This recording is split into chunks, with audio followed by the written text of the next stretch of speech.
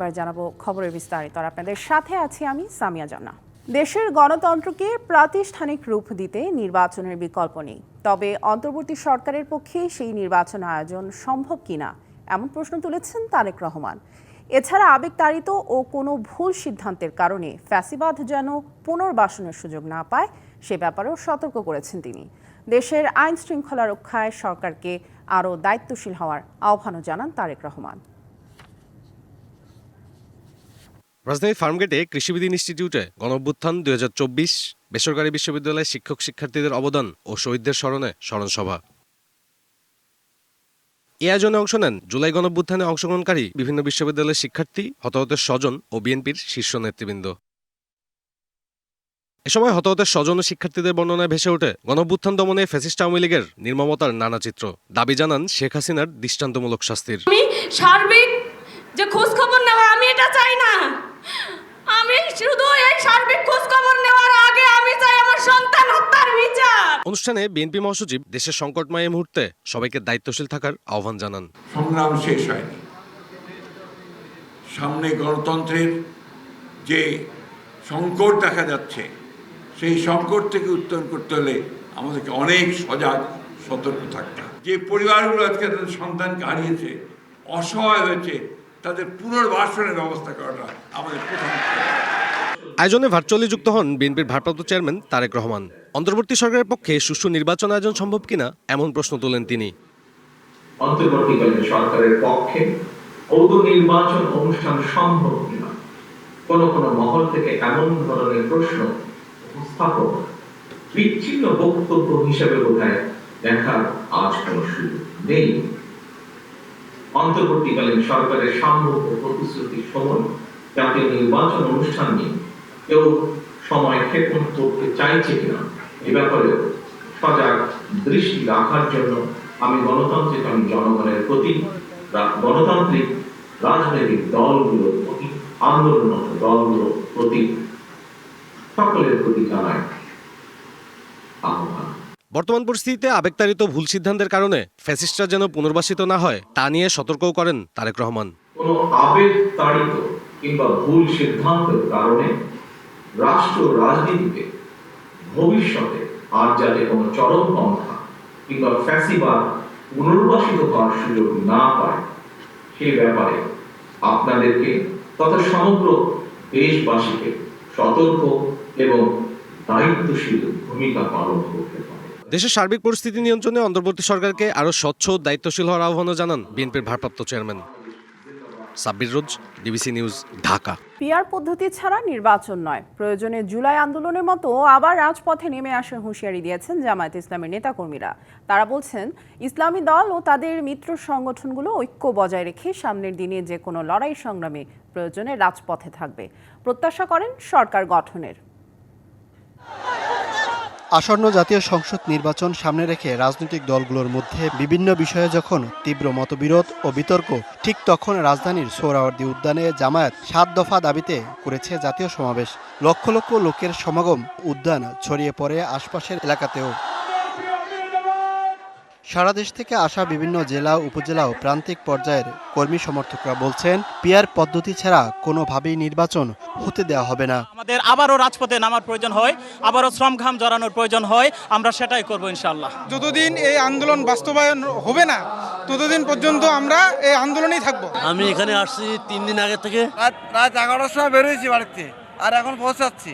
কর্মীদের প্রত্যাশা, আসন্ন নির্বাচনে সরকার গঠন করবে জামায়াত ইসলামী। আমার বিশ্বাস আগামী এই নির্বাচনে এই জামায়াত ইসলাম সরকার গঠন করবে এবং এই বাংলাদেশে ইসলামী রাষ্ট্র ব্যবস্থা কায়েম হবে। যদি পিআর পদ্ধতিতে বর্তমান অন্তর্বর্তী সরকার নির্বাচন না দেয় তাহলে আমাদের কেন্দ্রীয় সংগঠন এই বিষয়ে কর্মসূচি দিবে। আমরা কেন্দ্রীয় কর্মসূচি অনুযায়ী ভবিষ্যতে পদক্ষেপ নেব।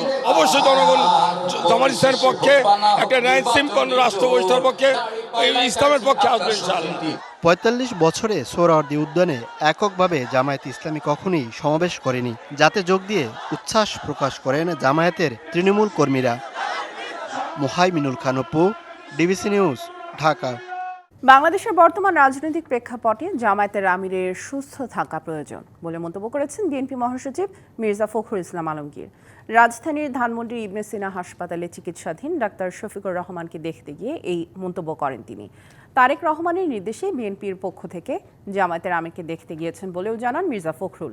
এ সময় নায়েবে আমির সৈয়দ আবদুল্লাহ মোহাম্মদ তাহের জানান, জামায়াতের আমির সুস্থ আছেন, তার কোনো জটিলতা ধরা পড়েনি। এদিকে রাত ৯টার দিকে হাসপাতাল থেকে ছাড়া পেয়ে বাসায় ফেরেন ডাক্তার শফিক। বিকেলে রাজধানীর সোহরাওয়ার্দী উদ্যানের সমাবেশে বক্তব্য দেওয়ার সময় অসুস্থ হয়ে পড়েন জামায়াতের আমির। রংপুর নগরীর সিও বাজারের একটি এলপিজি ফুয়েলিং স্টেশনে বিস্ফোরণে একজন নিহত হয়েছেন, আহত হয়েছেন অন্তত ২০ জন।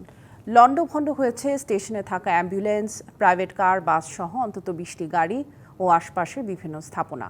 ফায়ার সার্ভিস বলছে, লিকেজ সিলিন্ডার মেরামতে অদক্ষ প্রকৌশলী ও অসতর্কতা দুর্ঘটনার কারণ। তবে প্রকৃত বিষয় উদ্ঘাটনে কাজ করছে জেলা প্রশাসনের ৫ সদস্যের তদন্ত কমিটি। শনিবার দুপুর ১:১টায় হঠাৎ বিকট শব্দে বিস্ফোরণ হয় নগরীর সিও বাজারের LPG auto gas and conversion সেন্টারে। এতে সেলিম মিয়া নামে এক প্রকৌশলী উড়ে গিয়ে দেয়ালে আঘাতপ্রাপ্ত হয়ে ঘটনাস্থলেই মারা যান। আহত হন অন্তত ১৫ জন। ক্ষতিগ্রস্ত হয় গ্যাস স্টেশনটিতে থাকা গাড়ি সহ আশপাশের শতাধিক ব্যবসা প্রতিষ্ঠান ও স্থাপনার। ১-১.৫-২ কিলোর মধ্যে যা বাড়ি ঘর ছিল তার যে থাইয়ের গ্লাসগুলা সবগুলা ক্ষতি সাধন হয়েছে। অনেক ক্ষয়ক্ষতি হয়েছে, না হলো ২০ টাকারই ক্ষতিগ্রস্ত হয়েছে। প্রত্যক্ষদর্শীরা জানান, ৭ দিন আগে স্টেশনের একটি ট্যাঙ্কে গ্যাস লিকেজ ধরা পড়ে। নিরাপত্তার কারণে সাময়িকভাবে বন্ধ রাখা হয় গ্যাস বিক্রি।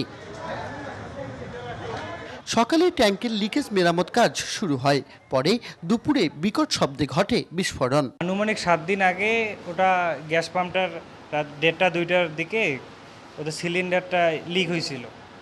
সিলিন্ডার লিক হওয়ার কারণে পুরো এলাকায় গ্যাস ছড়াই গেছিল। ১২:৫০ থেকে ৪০-এর দিকে হঠাৎ করে বাস্ট হয়ে গেল, আমার ঘর সম্পূর্ণ কাঁপি উঠছে। খবর পেয়ে সেখানে ছুটে যায় পুলিশ, সেনাবাহিনী ও ফায়ার সার্ভিসের ২টি ইউনিট। যেহেতু এলপিজি গ্যাস সিলিন্ডার, ওখানে আরও কোনো গ্যাস থাকতে পারে, ওই জন্য আমরা কেমিক্যাল টেন্ডার সহ নিয়ে রওনা দিই। ঘটনাস্থলে আসে দেখি কোনো আহত ব্যক্তিকে আমরা ক্যারি করতে পারিনি, বহন করতে পারিনি হাসপাতালে। তার আগে হাসপাতাল প্রেরণ করেছে, হাসপাতাল কাছেই। সংশ্লিষ্টরা বলছেন, এলপিজি স্টেশনটি চূড়ান্ত অনুমোদন না নিয়ে ব্যবসা পরিচালনা করে আসছিল। একই সাথে অপেশাদার অদক্ষ প্রকৌশলীদের দিয়ে মেরামত কাজ করায় এই দুর্ঘটনা ঘটেছে। এটা দায়টা আমি বলবো এখানে কোনো দায়বদ্ধতা নেই। দায়টা হলো যে মেশিন সাপ্লাই দিচ্ছে যে কোম্পানি এবং যে ওখানকার যে রিপেয়ারের কাজ করতে আসছে তার দায়বদ্ধতা, তার অজ্ঞতা। ঘটনা তদন্তে এরই মধ্যে ৫ সদস্যের তদন্ত কমিটি গঠন করেছে জেলা প্রশাসন। রংপুর বিভাগে ১৩৫টি অনুমোদিত ও শতাধিক অনুমোদনহীন এলপিজি স্টেশন থাকলেও তদারকি নেই প্রশাসনের। Majed Masud, DBC news, Rangpur. পার্বত্য চট্টগ্রামের সম্ভাবনা ও চ্যালেঞ্জ বিষয়ক সেমিনার অনুষ্ঠিত হয়েছে রাজশাহী বিশ্ববিদ্যালয়ের সিনেট ভবনে। সকাল ১০টায় সিএইচটি রিসার্চ ফাউন্ডেশনের আয়োজনে সেমিনারটি অনুষ্ঠিত হয়। সেমিনারে পার্বত্য ৩ জেলার সম্ভাবনা, চ্যালেঞ্জ ও সচেতনতা নিয়ে 10টি সুপারিশ তুলে ধরেন সিনিয়র সাংবাদিক ও গবেষক সর্দার আব্দুর রহমান। সুপারিশে তিনি দেশের সার্বভৌমত্ব রক্ষায় বিচ্ছিন্নতাবাদীদের কঠোরভাবে দমন, সকল পক্ষের আলোচনার মাধ্যমে ভূমি বিরোধ নিষ্পত্তি এবং পার্বত্য চট্টগ্রামে শিক্ষার বিস্তার ও অর্থনৈতিক উন্নয়নের কথা তুলে ধরেন। অনুষ্ঠানে রাজশাহী সিটি কর্পোরেশনের সাবেক মেয়র মোসাদ্দেক হোসেন বুলবুল বলেন, দেশের প্রতিটি অঞ্চলের সমস্যাকে সমানভাবে দেখতে হবে। তিস্তার সমস্যাকে যেভাবে দেখতে হবে, পার্বত্য সমস্যা কেউ সেভাবে দেখতে হবে। বাংলাদেশ ও মিয়ানমার সীমান্ত দিয়ে অনুপ্রবেশকারীদের শনাক্ত করে তাদের ধরতে এবং বিতাড়িত করতে 15 সদস্যের স্পেশাল টাস্ক ফোর্স গঠন করেছে ভারতের ত্রিপুরা রাজ্য সরকার। রাজ্যের মুখ্যমন্ত্রী মানিক সাহার বরাতে এই তথ্য জানিয়েছে এনডিটিভি। সংবাদ মাধ্যমটি জানিয়েছে, ত্রিপুরার সঙ্গে বাংলাদেশের ৮৫৬ কিলোমিটার সীমান্ত রয়েছে। গ্রেপ্তার হওয়া অবৈধ অভিবাসীদের মধ্যে অনেকেই এই সীমান্ত দিয়েই ভারতে প্রবেশ করেন। এদিকে মানিক সাহা জানান, পশ্চিম ত্রিপুরা জেলার 15টি থানার দায়িত্বে থাকা কর্মকর্তাদের সমন্বয়ে গঠিত হয়েছে এই টাস্ক ফোর্স, যার নেতৃত্বে থাকবেন জেলা গোয়েন্দা শাখার ডেপুটি পুলিশ সুপার। এর আগে গেল মে মাসে দেশটির রাজ্য এবং কেন্দ্রশাসিত অঞ্চলগুলোকে ভারতীয় নাগরিক হিসেবে বসবাসকারী সন্দেহভাজন অবৈধ অভিবাসীদের পরিচয়পত্র যাচাই করার নির্দেশনা জারি করে কেন্দ্রীয় স্বরাষ্ট্র মন্ত্রণালয়।